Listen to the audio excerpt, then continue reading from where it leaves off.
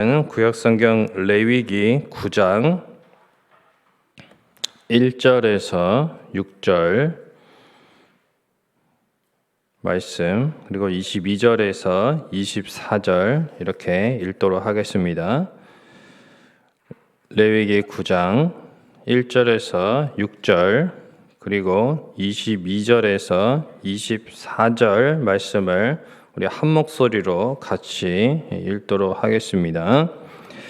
여덟째 날에 모세가 아론과 그의 아들들과 이스라엘 장로들을 불러다가 아론에게 이르되 속죄제를 위하여 흠없는 송아지를 가져오고 번제를 위하여 흠없는 수장을 여호와 앞에 가져다 드리고 이스라엘 자손에게 말하여 이르기를 너희는 속죄제를 위하여 순염소를 가져오고 또 번제를 위하여 1년 되고 흠없는 송아지와 어린 양을 가져오고 또 화목제를 위하여 여호와 앞에 드릴 숫소와 순양을 가져오고 또 기름 섞은 소제물을 가져오게라 하라. 오늘 여호와께서 너희에게 나타나실 것임이니라 하매 그들이 모세가 명령한 모든 것을 회막으로 가져오고 온 회중이 나와 여호와 앞에 선지라. 모세가 이르되 이는 여호와께서 너희에게 하라고 명령하신 것이니 여호와의 영광이 너희에게 나타나리라. 22절부터 24절입니다.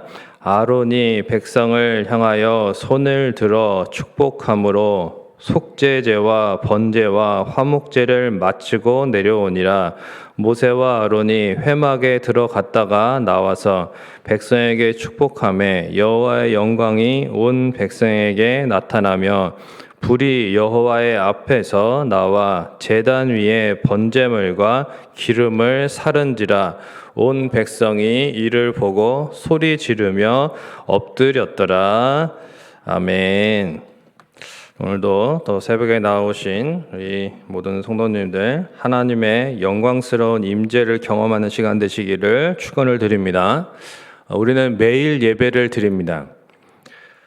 주일 오전과 오후 어제도 이제 드렸고 또 수요일 일부가 있고 또 금요 예배도 있고 뿐만 아니라 매일같이 새벽 예배를 드립니다. 우리가 매일 드리는 이 예배가 어떤 예배가 되기를 여러분 원하십니까? 하나님의 영광스러운 임재가 충만한 예배가 우리가 드리는 예배들이 되기를 원합니다. 그래야 여러분 하나님께는 영광이 되고 또 우리에게는 은혜와 복이 됩니다. 그럼 어떻게 우리의 이 매일 드리는 예배가 하나님의 영광스러운 임재가 충만한 예배가 될 수 있을까요? 어제 새벽에는 이제 레위기 8장을 통해서 7일간 행해졌던 이 제사장 위임식을 통해서 오늘날의 영적인 제사장으로서 우리 그리스도인들의 사명에 대해서 살펴보았습니다. 오늘 이제 이 레위기 9장은 제사장 위임식 이제 그 7일간의 제사장 위임식에 이어서 다음 8일째 되는 날 있었던 일입니다. 모세는 아론과 그의 아들들 그리고 이제 장로들을 불러서 첫 번째로 이제 공식적인 제사를 명하게 됩니다. 이것은 이제 새로 세워진 첫 대제사장에 의한 첫 번째 예배입니다. 아주 기념비적인 예배인 거죠.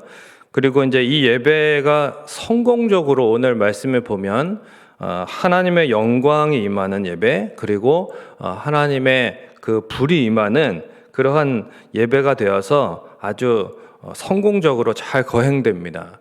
그럼으로써 우리가 추구해야 할 하나님의 백성이 추구해야 할 가장 바람직한 예배가 무엇인가를 우리에게 이 본문을 통해서 교훈해주고 있다는 것입니다. 하나님의 백성은 예배 가운데에서 하나님을 만날 것을 기대해야 됩니다.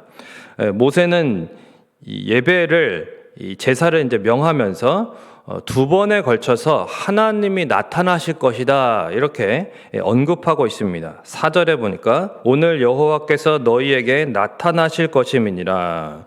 또 6절에 여호와의 영광이 너희에게 나타나리라 이렇게 말씀합니다. 그러니까 이것이 이스라엘 백성들뿐만 아니라 우리 모두가 이 자리에 나온 이유가 되는 것입니다.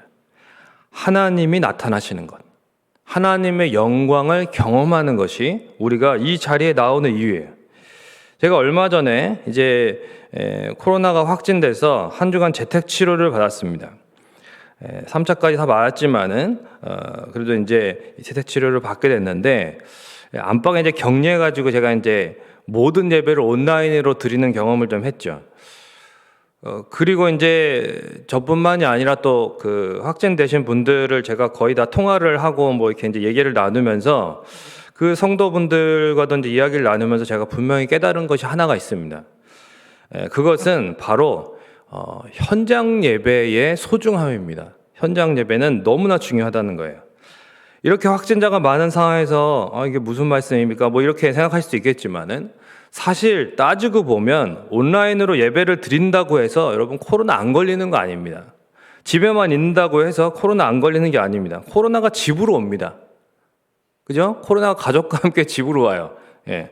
그래서 가족 때문에 걸리기도 합니다.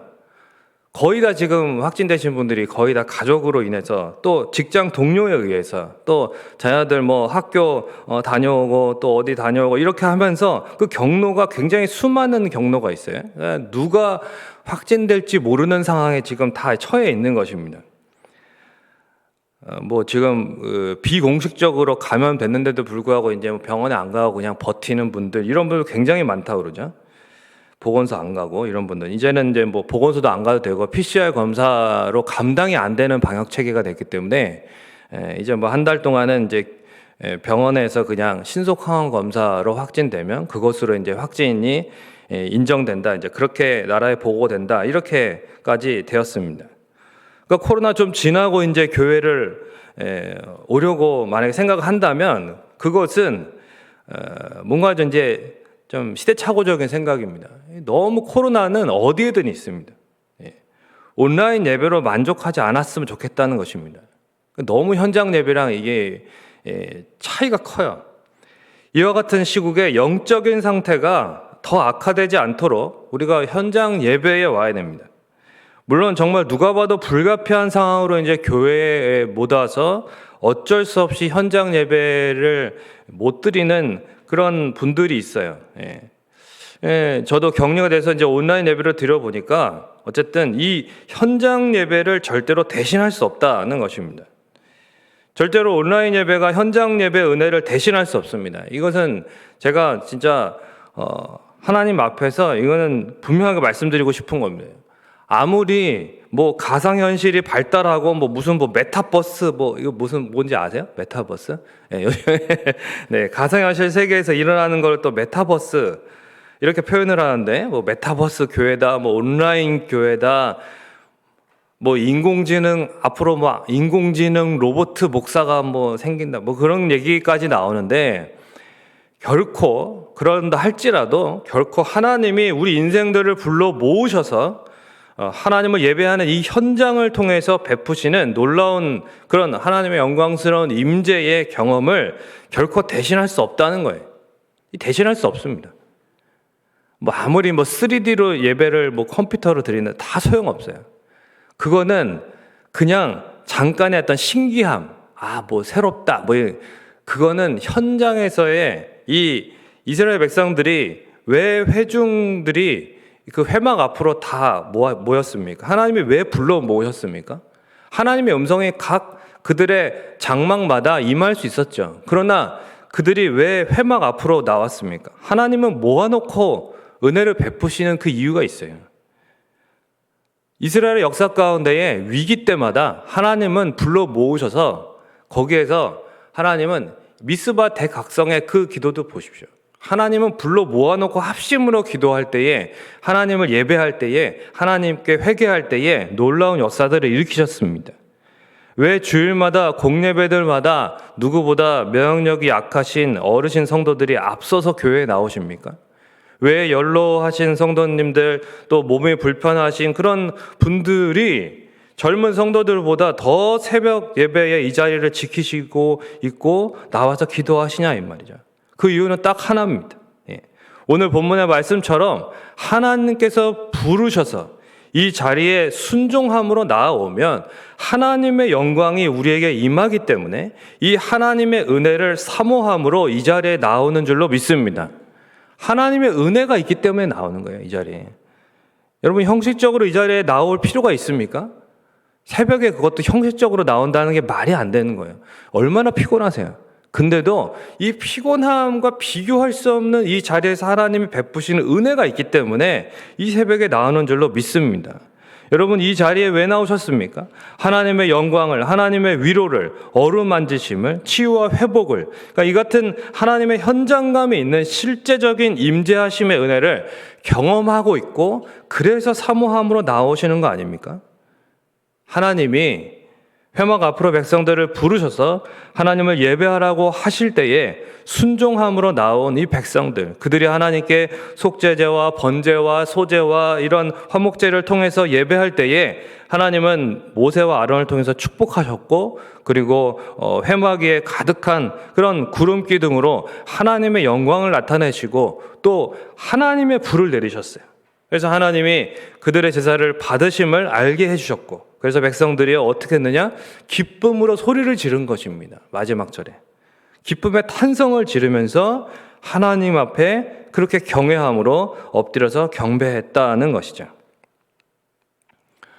오늘도 가시적으로 오늘날도 하나님의 영광의 구름이 막 이 자리에 빼곡히 채워지지는 않아요. 그런 어떤 눈에 보이는 그런 하나님의 영광이 임했다 이렇게 막 보여지는 건 아닙니다. 이 교회 위에 하나님의 구름 기둥이 이렇게 쫙 세워지고 이러면 진짜 예배 때마다 그런다 그러면은 사람들이 세상 사람들도 보고 놀라고, 그렇죠? 교회로 오지 않겠습니까? 그런 건 물론 없죠. 구약 시대처럼 그렇게 가시적으로 하나님의 영광이 나타나는, 근데 신약 시대에는 하나님 앞에 모여서 예배하는 우리에게 그럼 하나님의 영광이 어떻게 나타나느냐? 진리의 말씀이 충만한 은혜가 있는 거예요. 그리고 불같은 성령의 역사하심이 있는 줄로 믿습니다. 그러니까 하나님의 영광이 이 신약 시대에는 말씀과 성령의 충만함으로 임하는 것입니다. 정말 감사한 것은 우리 교회가 이 새벽마다 우리 목사님 얼마나 여러분 새벽예배 말씀을 열심히 준비하는지 아세요? 제가 정말 이렇게 열심히 준비하시는 분은 처음 봤습니다. 여태까지 많은 교회들을 생각해 보면서 웬만한 교회들 다 이렇게 막 대충 이렇게 막 한두 구절 읽고 그냥 간단하게 이렇게 하고 기도에 집중한다 약간 그런 식으로 얘기하는데, 여러분 말씀에 충만한 은혜가 있어요. 우리 교회는 진리의 말씀이 충만한 은혜가 새벽부터 있습니다. 새벽부터. 감사한 거죠. 왜냐하면 그렇게 준비하려면 준비하는 그 말씀 사역자는 정말 그 전날에 잠을 줄이면서 준비하는 거죠. 우리 성민교회는 주일 오전과 저녁, 수요, 금요 집회는 물론이고 새벽도 매일같이 말씀에 충만한 은혜, 불같은 성령의 역사하심이 있는 이 자리와 이 시간들을 통해서 구약시대에 하나님의 영광의 충만한 임재가 재현되고 있다는 거죠. 그러니까 이러한 어떻게 이 자리를 형식적으로 임할 수 있고 이런 현장에 동참하지 않을 수 있느냐라는 것입니다. 오늘 이 자리가 여러분 어제 죽어간 누군가에게는 그토록 바라던 내일의 예배 자리인 줄로 믿습니다. 사모함이 있어야 돼요. 그 사모하는 자에게 만족한 은혜를 주시는 것입니다. 충만한 말씀과 불같은 성령의 은혜가 있으므로 구약시대와 동일하게 하나님의 영광스러운 임재를 경험하는 신약교회 성도로서 감사하며 이 자리와 이 시간들을 귀하게 여기시기를 주님의 이름으로 축원을 드립니다. 말씀을 맺겠습니다. 오늘 이 9장이 보여주는 예배의 원형이 되는 이 첫 예배, 제장이 세워지고 공식적인 첫 예배, 과연 어떻게 이스라엘 백성들이 드리게 되었습니까? 여러분 강대국 애굽의 그 노예로서 400년간 생활을 하면서 소망할 수, 꿈꿀 수 없었던 그런 자리, 그 비참한 그들을 하나님께서 하나님의 종을 보내셔서 모세를 보내셔서 구원하셨어요. 열재앙과 그 다음에 이 열재앙을 통해서 출애굽 사건을 일으키시고 그리고 구원해내셨습니다. 예, 하나님의 그 죽음의 천사를 보내셔가지고 어떻게 하셨어요? 하나님의 사자를 보내서 유월절 어린 양의 피를 바르지 않은 그 집마다 다 들어가서 장자를 첫 새끼를 다 거두어 가시는 놀라운 마지막에 그 두려운 그러나 그 피가 발라져 있을 때에 넘어가시는 유월 하나님의 그 구원의 역사가 있었습니다. 그리고 홍해 사건이 있었습니다. 놀라운 사건이죠. 그 일을 통해서 시내산으로 인도하시고 거기에서 율법을 주시고 성망을 주셨습니다. 그리고 5가지 제사와 7가지 절기를 하나님이 허락하셨습니다. 다 하나님이 일일이 다 알려주셨어요.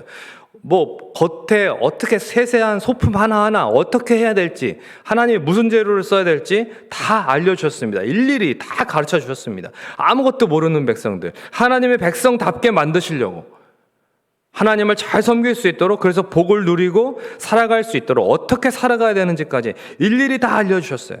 다. 그리고 그 알려주시는 대로 하기만 하면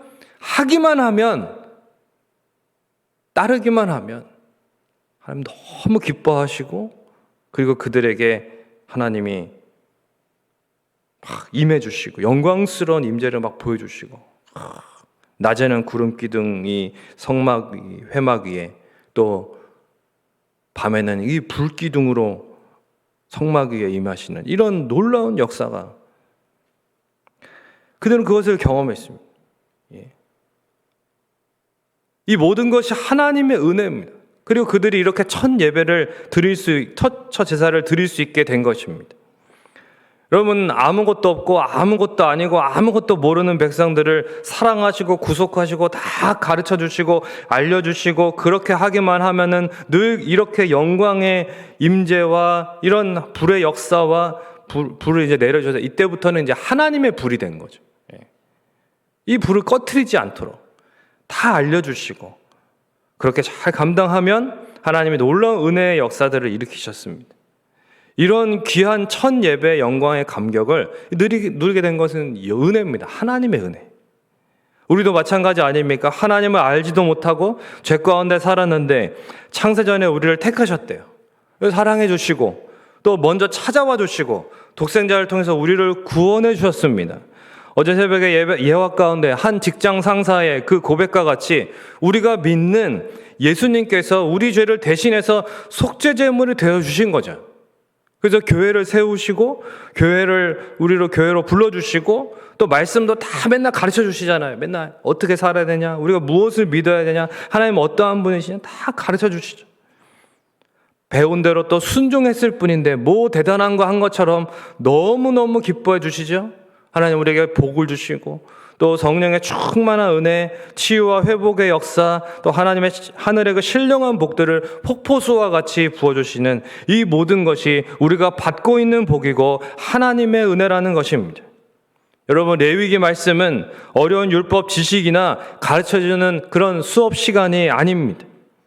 우리의 속죄 제물, 번제물, 소제물, 화목제물이 되어주시는 예수 그리스도를 다시금 배우고 바르게 믿고 순종하기로 결단하는 시간이고 그래서 로마서 12장 1절의 말씀처럼 주님이 기뻐하시는 거룩한 산 제물로서 우리 자신을 온전히 드리기 시작하는 시간이 되어야 하는 것입니다. 이스라엘 백성의 역사처럼 여러분 본문의 이 첫 제사의 영광과 감격이 잊혀져야 나중에 시간이 지나면서 틀에 박힌 형식적인 예배로 변하고 그것을 하나님이 얼마나 매 순간 한탄하시고 선지자들을 통해서 다시금 예배를 회복해라. 너희가 회개해야 된다. 돌아와라. 그렇게 되지 말고 충만한 말씀과 불같은 성령의 은혜 이런 하나님의 영광스러운 임재가 있는 예배를 날마다 사모하고 준비하고 나와서 함께 경험하고 기쁨으로 누리시기를 주님의 이름으로 간절히 축원을 드립니다.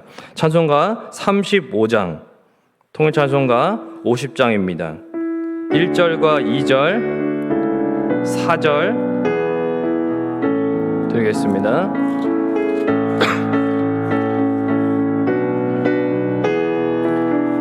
큰 영화로우신 주 이곳에 오셔서 이 모인 자들로 주 백성 삼으사 그 중에 항상 계시고 그 중에 항상 계시고 큰 영광 나타내소서.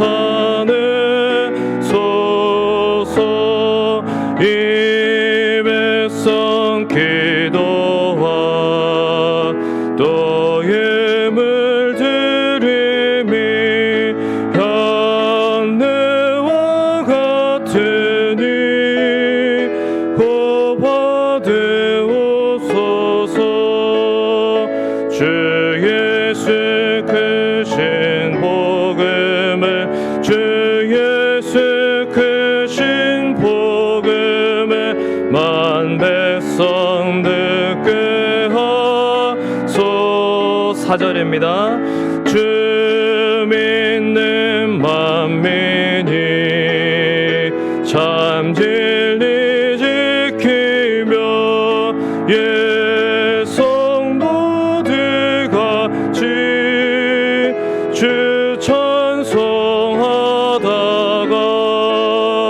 저 천국 보좌 앞에서 저 천국 보좌 앞에서 늘 찬송하게 하소서.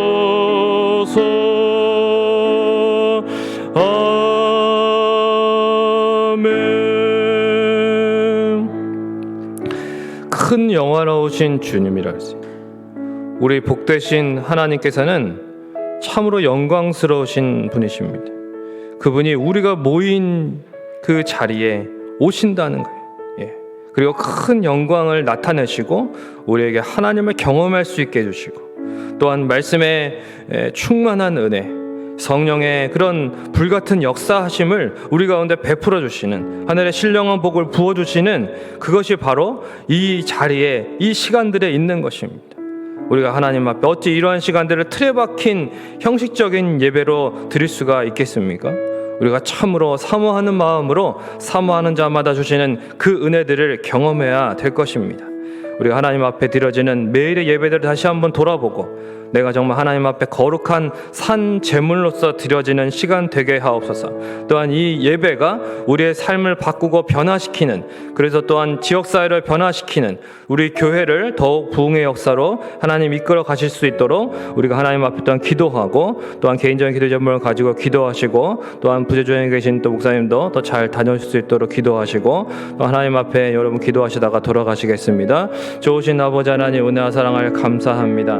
하나님 아버지 오늘 이 새벽에도 하나님 우리에게 사모하는 심령 주셔서 이 자리를 하나님 아버지 틀에 박힌 그런 형식적인 예배가 아니라 하나님의 영광스러운 임재가 있고 또한 하나님께서 참으로 말씀의 충만한 역사와 또한 성령의 불같은 하나님 어루만지시는 역사를 통해서 하나님 아버지 우리를 새롭게 하시는 분이심을 우리가 날마다 경험하기를 원합니다. 하나님 아버지 오늘 이 예배가 어제 죽어간 이들에게 그토록 바라던 내일의 예배였는데 하나님 우리가 이 시간을 사모함으로 하나님 아버지 매 순간마다 준비하고 또한 하나님 기쁨으로 하나님의 그 영광스러운 임재를 경험하는 예배들이 되기를 원합니다. 하나님 우리가 이 시간 하나님 앞에 또한 간구하는 것마다 하나님 우리의 기도와 예배가 하나님 앞에 향기로운 제물이 되어서 하나님 받으시고 또한 하나님께서 흠양하시고 하나님의 그 선하신 응답을 불같은 역사하심을 나타내는 하나님 아버지 그런 시간들이 되기를 원합니다. 우리가 이러한 은혜를 어떻게 경험하게 되었습니까? 하나님께서 우리가 참으로 죽을 수밖에 없는 죄인이었는데 우리를 택하시고 우리를 참으로 위하여 독생자 예수 그리스도를 보내주시고 우리에게 놀라운 속죄제물, 번제물 또한 소제물 참으로 화목제물이 되어주시는 예수 그리스도 안에서 참으로 이러한 하나님 아버지 앞에 참으로 예배드릴 수 있는 예배자로서의 삶을 허락하셨습니다. 하나님 우리가 이 복된 삶을 삽니다. 하나님 앞에 참으로 감사함으로 드려야 될 것이고 사모함으로 맞이해야 될 것입니다. 하나님 우리 예배를 다시 한번 돌아보고 하나님 앞에 회개하고 하나님 앞에 다시금 진심으로 전심으로 마음과 뜻과 정성을 다하여 하나님 앞에 나아가는 시간들 되게 하여 주시고, 하나님 아버지 온라인 예배로 만족하는 것이 아니라 정말 이 현장 예배를 사모하고 하나님 이 자리에 나와서 하나님의 그 영광스러운 임재를 경험하는 하나님 우리 모든 성민의 권속들이 될 수 있도록 인도하여 주옵소서. 하나님 코로나가 두려운 것이 아니라 하나님을 경외하게 하시고 하나님 온전히 바라보게 하시고 하나님 앞에 나와 간구하는 심령마다 새로워지게 하시고, 하나님 어제의 그런 형식적인 예배가 아니라 오늘의 새로운 예배, 하나님의 임재를 경험하는 예배, 하나님의 기뻐하시는 그 응답을 경험하고